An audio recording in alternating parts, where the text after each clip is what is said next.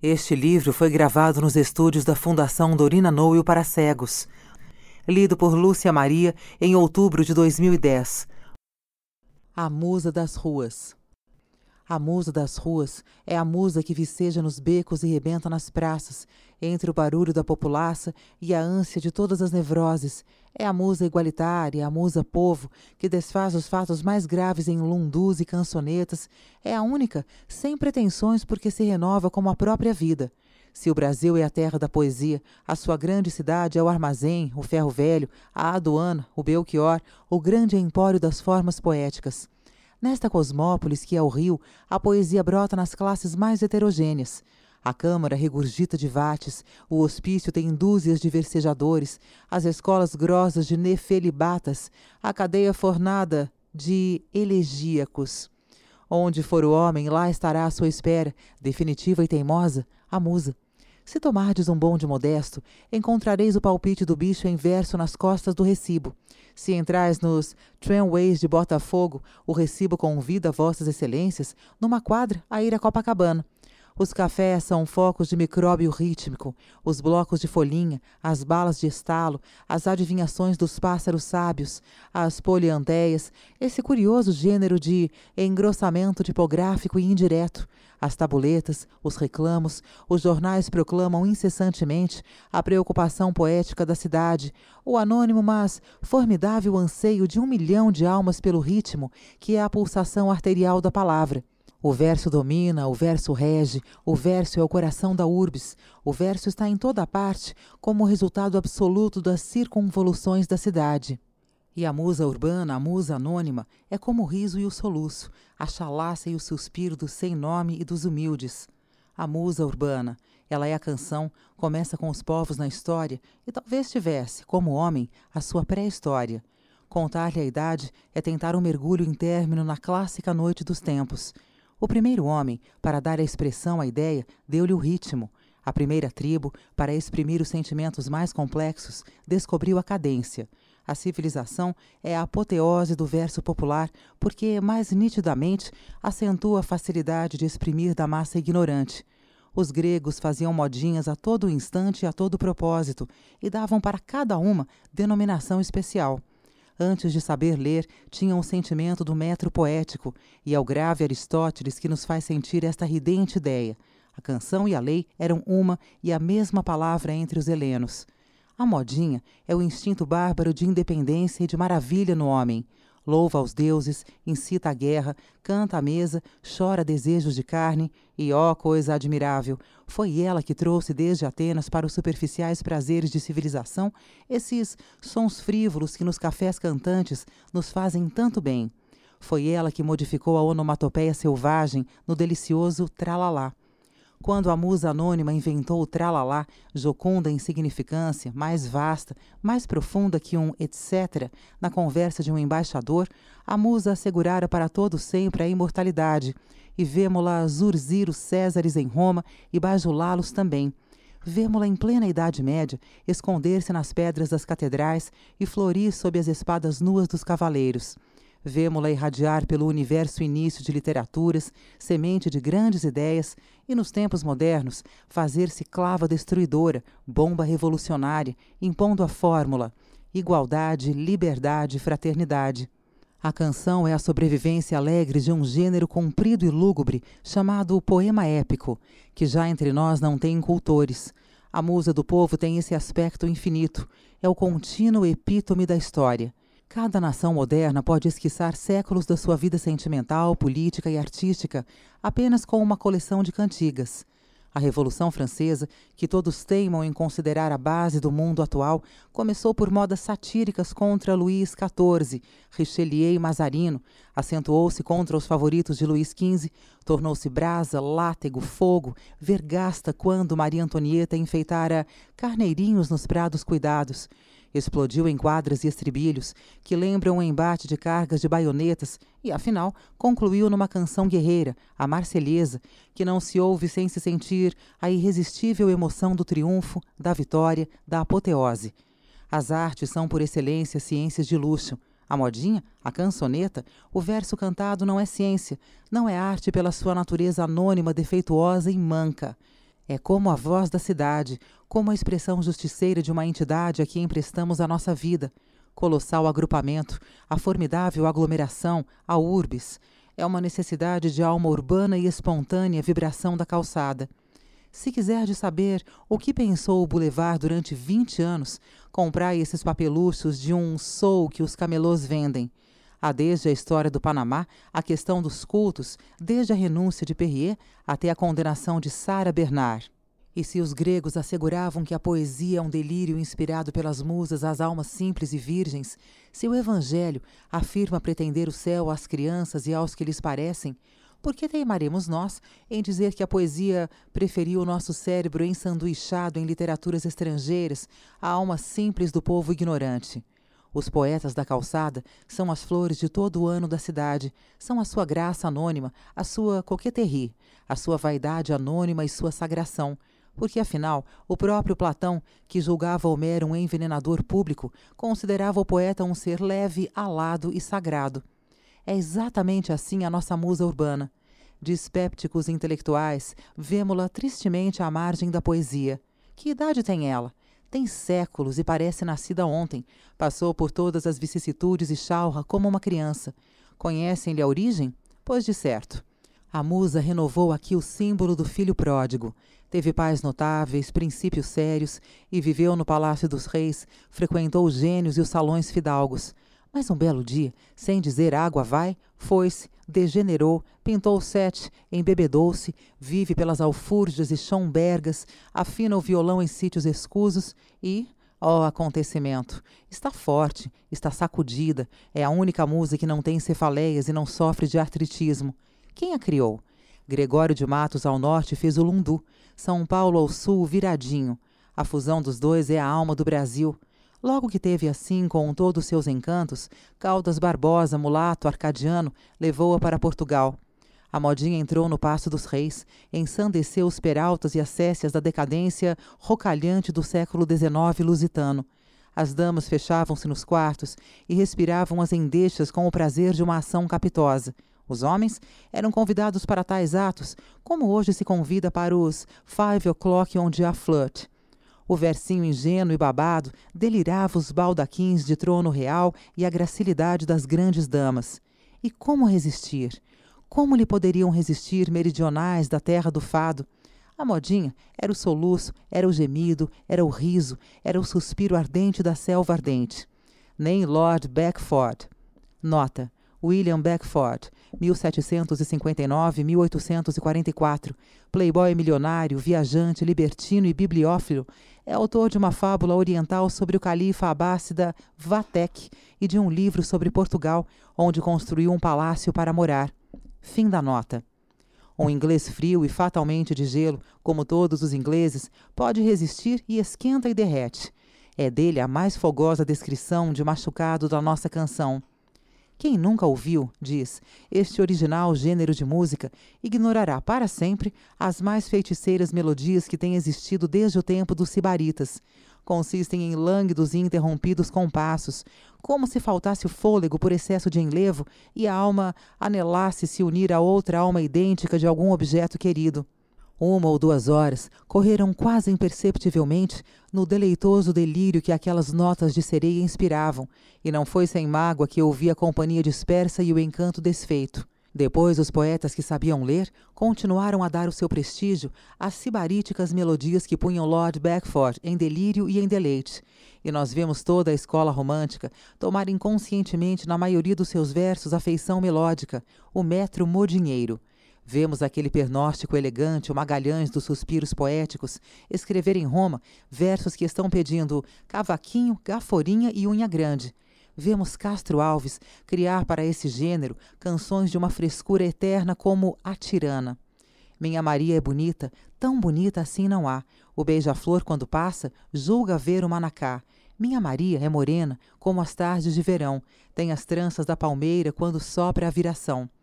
E Casimiro de Abreu e Gonçalves Dias e Bittencourt da Silva, Ezequiel, Melo Moraes, a leva dos ex-acadêmicos atuais conselheiros, e esse estranho Álvares de Azevedo, o único genial do bando romântico, o único predestinado como os grandes vates, O único que, no choro de praxe dos amargurados de estilo, tinha o soluço presciente de uma tumba a abrir-se.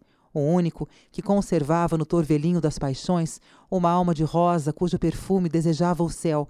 O único que hoje, amanhã, ninguém lerá sem sentir o soluço, o travo da morte, o ai das agonias e a tristeza que nos causa o desaparecer de um astro, o murchar de uma flor, o tombar de um pássaro, cujo breve cantar não passou de uma alegria em torno do próprio ninho. Ainda um instante, ligando à sua dualidade, a arma de dois gumes, sátira e lirismo, a musa foi a senhora capaz de entrar num salão e se conservar num ambiente respeitável.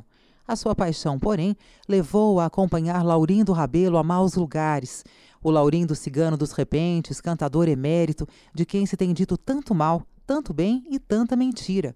E, de repente, quando se falou num salão de modinhas, as damas coraram e os pais de família mudaram de conversa, arredando esse assunto fecenino, imoral, prejudicial à pureza do lar. A modinha dera na gandaia, a modinha era vagabunda, a modinha descera a ralé, integralmente anônima, desprezada.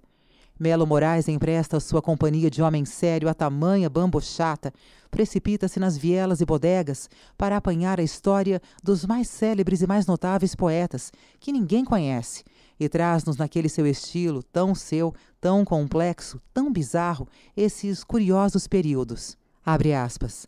No Olimpo das serenatas do tempo, percebemos neste momento desfilar espectralmente, orvalhados dos relentos daquelas noites, vultos de transcendente nomeada, excelentes rapazes que passaram neste mundo para deixar lampejos fugazes e duradouras recordações.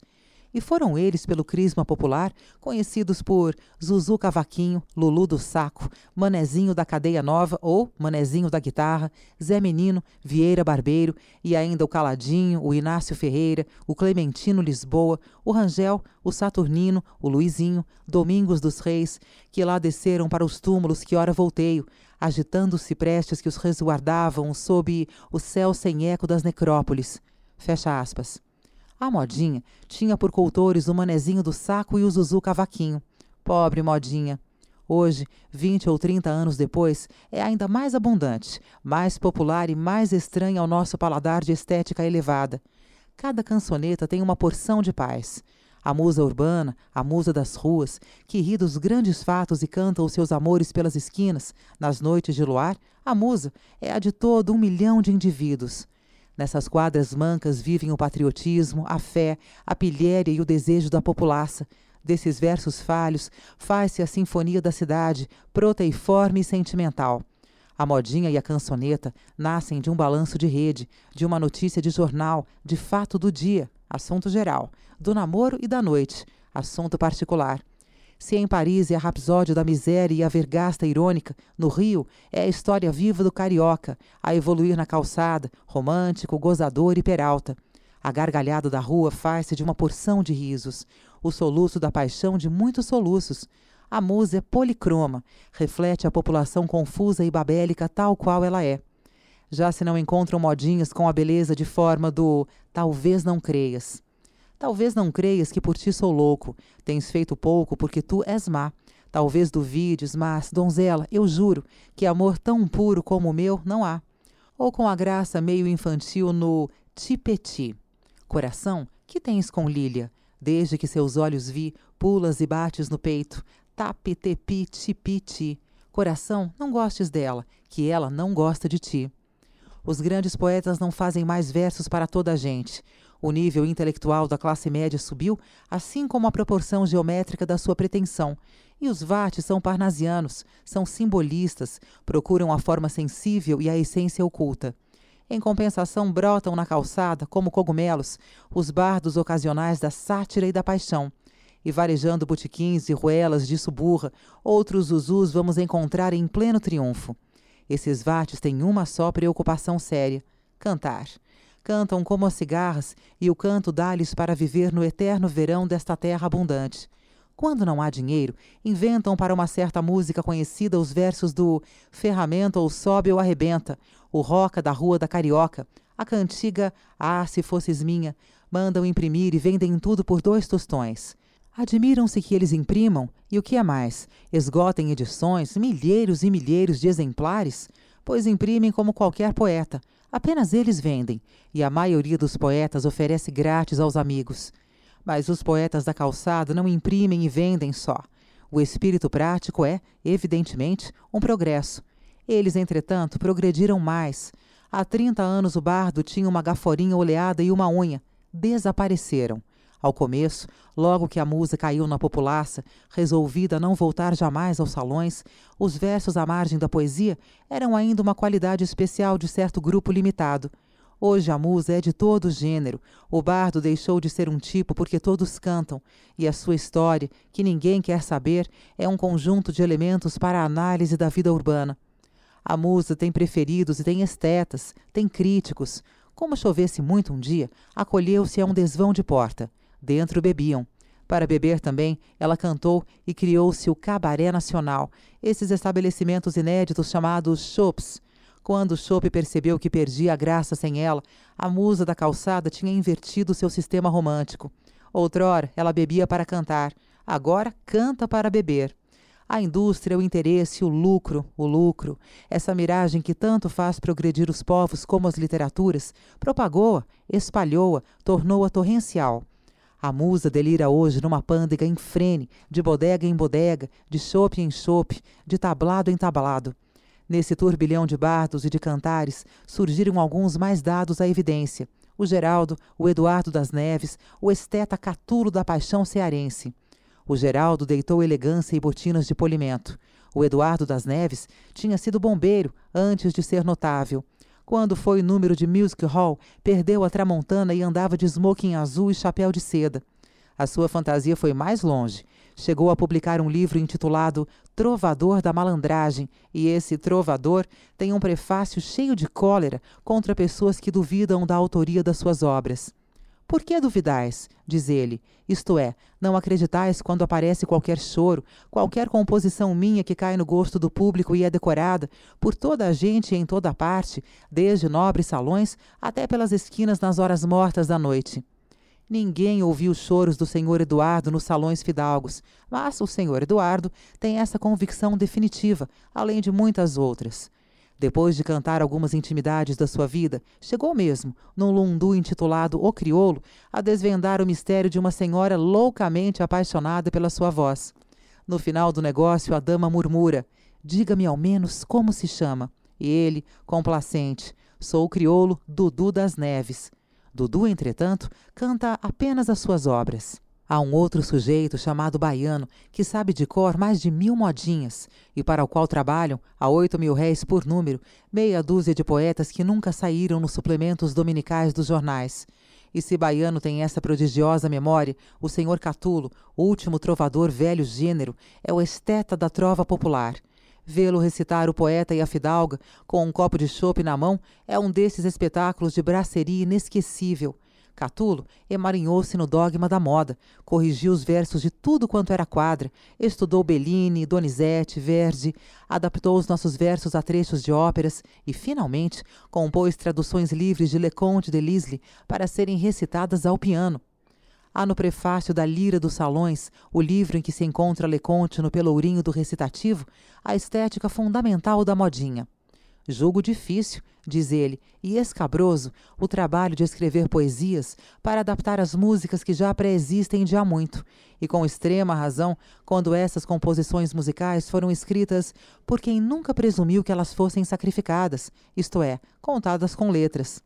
Canto valsas, mazurcas, polcas, romances, áreas de óperas e já cheguei ao esquisitismo de cantar até uma quadrilha inteira. E mais adiante, no mesmo tom, depois dessa coisa espantosa e pernóstica. Vós me pedis, suponde, que eu faça poesia para certa música. Crede que eu, imediatamente, sem mais reflexão, empunhe a pluma e a vase no papel? Não. Há algumas dessas músicas que me fazem levar horas inteiras a interpretar-lhes os sentimentos, os queixumes, as mágoas de que sofrem os seus autores. Leitor, acende a tal culminância o orgulho que tenho de saber poetar para o canto que, sem acanhamento, teria o desaforo de vos dizer que o dia em que um competente me dissesse: esta ou aquela frase não foi bem adaptada, não diz o que diz a música, está incolor, Esse dia seria o último da minha vida, porque ou suicidar-me-ia ou sucumbiria de pesar por ver aquele meu orgulho destronado. Catulo, hiperestesia da musa urbana, é, apesar de tanta atrapalhada, capaz de fazer célebres vários poetas, quase desconhecido e vive à margem da poesia, poeta da musa anônima, poeta da calçada. Porque a musa não se rala com a interpretação de partituras. Basta-lhe o fato, o sucesso do dia, 3 gotas de paixão e um violão. Vibra acordes patrióticos, a dúvida, o desejo, e é o necessário para ser compreendida. A característica principal dos poetas da calçada é o patriotismo, mas um patriotismo muito diverso do nosso e mesmo do da populaça. É o amor da pátria escoimado de ódios, o amor jacobino, o amor esterilizado para os de casa e virulento para os de fora. O homem do povo é, no Brasil, discursadoramente patriota. A sua questão principal é o Brasil melhor do que qualquer outro país. O sucessor e a popularidade de Santos Dumont são devidos menos aos seus trabalhos de aviação que ao ter causado a admiração de Paris. Para o patriota, ele não se fez admirado, dominou. A popularíssima cançoneta do Bérenguer das Neves, nota. João do Rio faz um jogo de palavras, chamando de Bérenguer, cançonetista francês, 1780-1867, o cantor e compositor Eduardo das Neves, mencionado antes. Fim da nota. É um atestado. A Europa curvou-se ante o Brasil e aclamou parabéns em meigo tom. Brilhou lá no céu mais uma estrela, apareceu Santos Dumont. Há pelo menos 2 ralices em tal mochinifada. O Music Hall ficava, entretanto, apinhado de jovens soldados, de marinheiros, de mocinhos patriotas. E eu hei de lembrar sempre certa vez em que, passando pelo café cantante, ouvi o barulho da apoteose e entrei. Estava o Dudu das Neves, suado, com a cara de piche a evidenciar 32 dentes de uma alvura admirável. No meio do palco e em todas as outras dependências do teatro a turba aclamava. O negro já estava sem voz. Assinalou para sempre o século XX, o herói que assombrou o mundo inteiro, mais alto que as nuvens, quase Deus, é Santos Dumont, um brasileiro. E após essa rajada de hipérboles ao Dumont que todos nós conhecemos, sportman, elegante, acionista da Mogiana, bem homem da sua época, eu vi no estridor das aclamações Fausto Cardoso, poeta, político, patriota, agitar freneticamente um lenço pálido de emoção. Era a vitória da calçada, era a poesia alma de todos nós, era o sentimento que brota entre os paralelepípedos com a seiva e a vida da pátria. Esse patriotismo é a nota persistente dos poetas sem nome, patriotismo que quer dominar o estrangeiro e jamais exibe, como exibem os jornalistas, a infâmia dos políticos e as fraquezas dos partidos. A musa urbana enaltece sempre os seus homens e, quando odeia, oculta o ódio para não o mostrar aos de fora. Todos os episódios da revolta foram postos em verso. Floriano tem, entre outras, aquela quadra. Quando ele apareceu altivo e sobranceiro, valente como as armas, beijando o pavilhão, a pátria suspirou dizendo, ele é o guerreiro, é marechal de ferro, escudo da nação. É de imaginar por aí que a pátria suspirosa tinha medo das granadas e odiava Saldanha? Pois não, Saldanha também tem quadras em que se canta o seu valor épico. Na Guerra de Canudos, os garotos diziam a propósito do conselheiro, quem será esse selvagem, esse vulgo santarrão, que, encoberto de coragem, fere e luta no sertão? Para cantar em estilo majestático a morte de Moreira César. A musa tem dignidade. E quantos jornais ensinaria ela? Basta que o sangue apareça para que a vejamos soluçar. 5 de novembro, data fatal, em que deu-se a morte desse marechal. Basta que alguém suba para que ela aplauda. Por quê? Porque além de chorosa, além de digna, ela também recebeu o vírus que corrompe as camadas superiores, o vírus do engrossamento. Apenas nela é espontâneo e sem lucro. É o patriotismo bizarro. A polícia proíbe as agressões das autoridades. Fosse seria um mito na maison moderne, impossível em qualquer brasserie.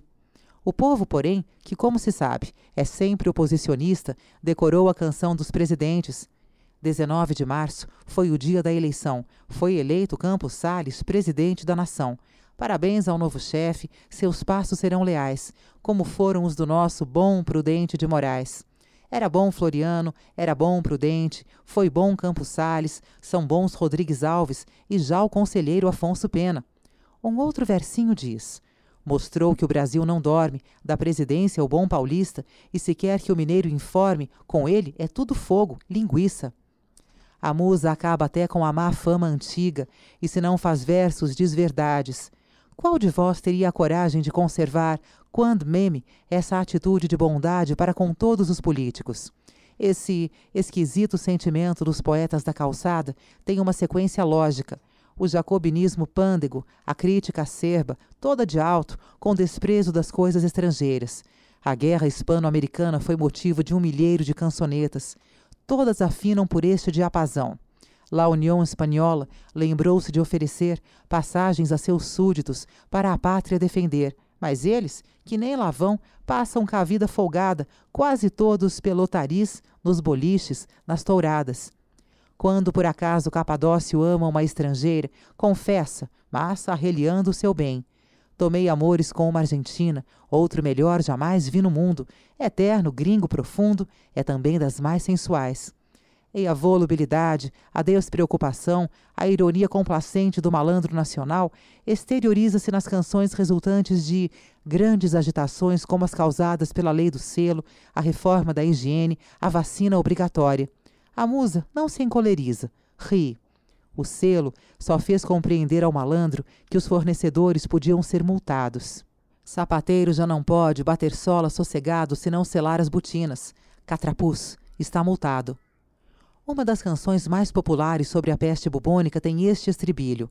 Os ratos fazem ki-ki-ki, ki-ki-ki-ki-ki. As pulgas pulam daqui para ali, dali para aqui, daqui para ali. Os gatos fazem miau, miau, miau, miau. Quem inventou a peste bubônica merece muito pau.